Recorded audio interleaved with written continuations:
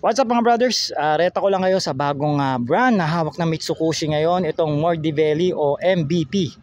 So sister company niya po ang Kiway at saka Benelli from Italy. So ito po yung una nilang model na ilalabas o ilo-launch next year 2025. Sigurado by January yan mga brother.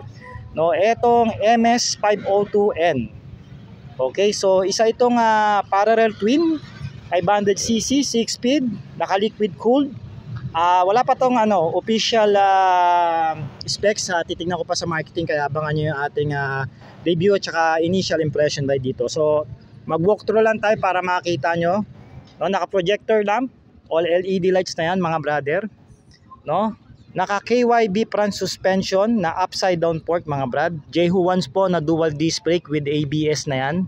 Tag 2-pot piston caliper.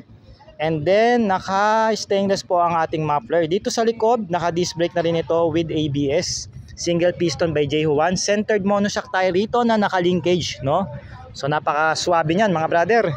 Tapos LED tail lights and also turn signal lights dito as well. Okay, so malaki ang tangke nito.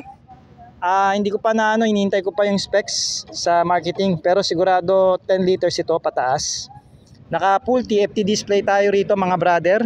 At meron tayo rito mga quality switches. No, mababa lang yung seat height. Baka mga 790 lang ito. Kasi nang sinakyan ko, hindi naman ako hirap. And then, mag sound check tayo para makita nyo.